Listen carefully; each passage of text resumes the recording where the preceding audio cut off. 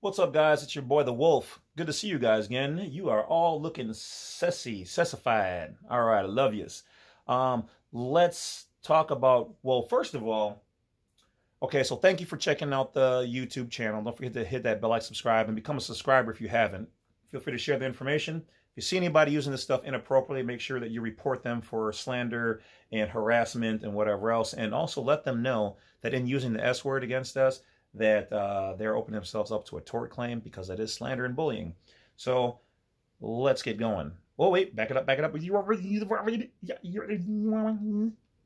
Okay, I just reversed time, and I got to say one more thing.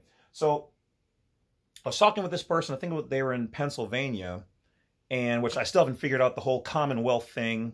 It just drives me nutty. All I can say is that it's got to be some kind of private, foreign-owned jurisdiction of the people, though. I don't know. We'll figure it out at some point in time.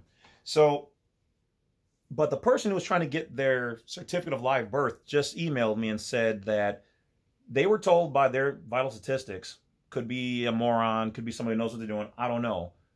But they said that according to them, it's their law that they can't give you the certificate of live birth. Now, we don't know if they mean the original, the master original. See, there's the true master original is the one with your baby feet. Okay, I don't know if they get that one. It's supposed to educational information only. Go to the Vatican. But we don't know that for sure. Okay, just what's said. I don't know. Educational information only. But maybe they're the ones getting that master baby footprint certificate of live birth from the hospital. Or it's the second generation one without the feet print that the hospital also has. Because usually there's two versions. The one with your feet print on it right away. And then here's the main form. And then usually they take the main form and turn it into the birth certificate. And that's where they turn you into the 14th Amendment U.S. citizen. But they just told my client that, in fact, by law, by their law, they cannot give that out to you or will not give that out to you for 105 years. Who the is going to live to 105 to then collect their master certificate of live birth, whichever form it is, or variation of it is, and then want to use it for anything? Can't make this stuff up, guys. That's what I'm telling you. That's why I tell you, this is why I do it. All this weird information and facts. All right, so this particular video is about the applying for the EIN, okay? I thought this would have been an easy process and people would already just know how to do this, but apparently not. So, future me, make sure you title this, Applying for an Employer Identification Number, EIN Online. All right, so what is an EIN? An Employer Identification Number, some people, it's an estate number, just all depends on when you apply for these sets of numbers, they then give you an attribute to that number so that it denotes in the system how it's being used. So if you get a Social Security number, they're all from the same block, but the lower set are for U.S. citizens or slaves, okay? You have any of these, it's a slave number, especially if you haven't corrected your status with a SS5. Above them, as some people refer to some of the higher numbers as a 98 number or whatever else, these are the ones that they turn into estate numbers or foreign EIN numbers for those people who are American nationals and know what the benefits of those, or excuse me, the freedoms and rights of those things are. The middle ones are usually the EINs for doing business. Once again, it's just a vessel that allows you to take something from out of the ether, create it into a vessel so that you can tell it to do things for you, and then you're not taxed, but it's taxed, okay? Especially depending on which kind of corp, S corp, C corp, domestic EIN, foreign EIN, estate number, yada, yada, yada, okay? So I can't possibly go through every variation of how to do this, but I will give you the why and the basics. Okay, so one, they want you to determine your eligibility. You may apply for an EIN online if your principal business is located in the United States or a U.S. territory. Okay, so this particular segment is really for, let me say this correctly. A traditional domestic EIN is for the U.S. citizen. A foreign EIN, well, I've made videos on how to do a foreign EIN for those people, then explain. So this is for the domestic. Okay? Domestic, long story short, means within the U.S., the corporation or its territories, or the United States, or outside of the United States, which means America or any other country. Okay? Because there is a difference in jurisdictions there. So, step 2 is understand the application. Step 3 is submit your application. And then employer responsibilities, the purpose of the number.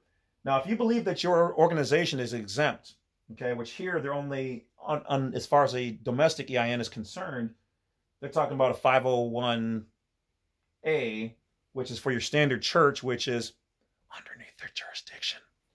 Okay? Otherwise, you would want to look into a 508C1A, faith-based organization. All right? So, for those people who are doing the church stuff under their jurisdiction, you're going to look for your 501As and apply that way. Now, a lot of people, where am I? Okay? Well, this is the IRS.GOV. So, you're just going to IRS.GOV, click it, end up here. Click on applying for an EIN or how to get an EIN for business. That's what you're going to do. Once you do that, you're going to click the big blue button that says apply online. It's going to give you a little warning. Don't use it for BS, blah, blah, blah. No nefarious evil purposes. Send $1 million to the Badwolf. You know, normal stuff. Educational information only. Okay. Says it'll time out after 15 minutes. You must complete your sessions. You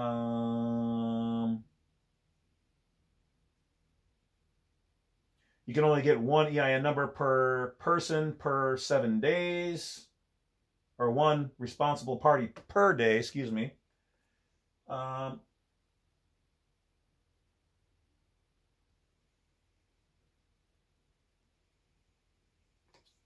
Okay. If you were incorporated outside of the United States or the U.S. territories, you cannot apply for an EIN online. Please call the 267-941-1099. That's for the foreign EIN numbers. All right, so begin application. All right. All right, so now you have to figure out if you're a sole proprietor, meaning you're just doing it underneath yourself. Just you, based off of basically your social, your sole, one person ownership, go. 2 or more.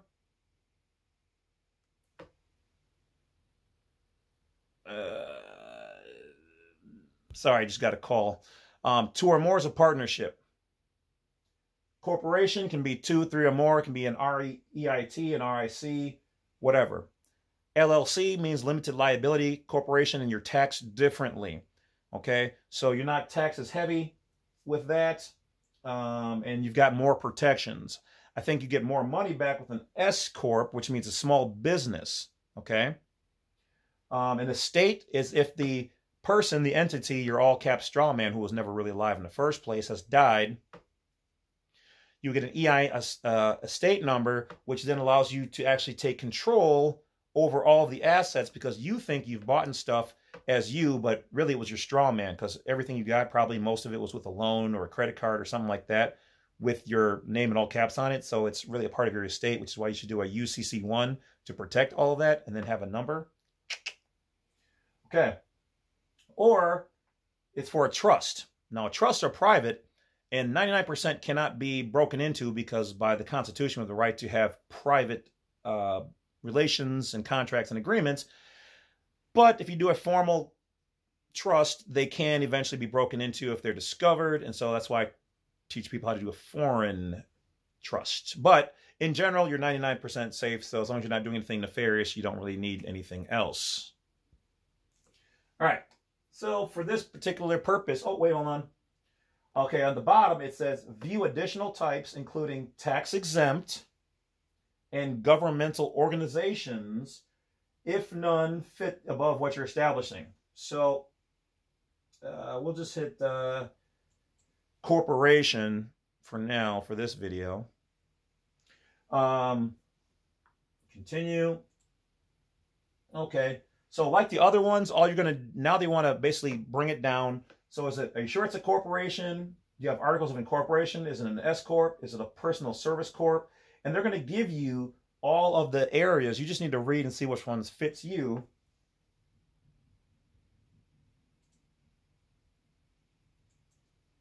Click it, go to the next screen. Okay?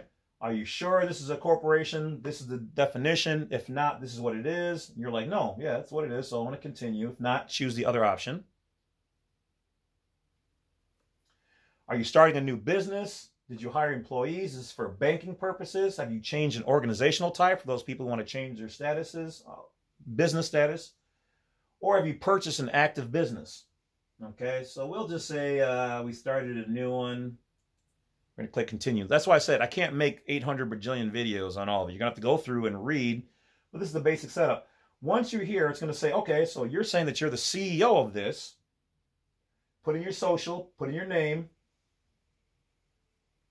And you're going to scroll down and hit continue. And that's it, guys. Okay? So when you get this EIN, you are essentially going to have the ability to have, for educational purposes only, a new entity that you can use instead of your personal business trust that they give you in the form of a social security number. Okay, now everywhere you use this, whether it's for work or for a credit card or whatever else, it is white. So it is a new credit profile that can be essentially established from here. This is a new way to navigate where you can either open the business up underneath your own name and take ownership of it, or you can use a different name that you want to do business as, or whatever your purposes are. That's how you can use them here. Okay? I will allow you to read between the lines to whatever it may be. But remember, as always, do not use any of this information nor these tools for nefarious or dark or negative reasons and purposes. You have to come with good intentions and clean hands, or good faith, as they say. Good faith and clean hands. So that's about it, guys. That's how you get an EIN. Those are the main uses for it. Those are the things that you can do, use, and change. And when you use that, it is going to be your public transmitting utility or your new vessel name that you can use to do business in their jurisdiction. Okay? So there you have it. That's about it, guys. If you like this information, you found it valuable, and if you think I'm nice to look at or educational or interesting, then feel free to hit that bell, like, subscribe, and pass on the information. Otherwise, I got more videos to make because, well, you guys seem to like it.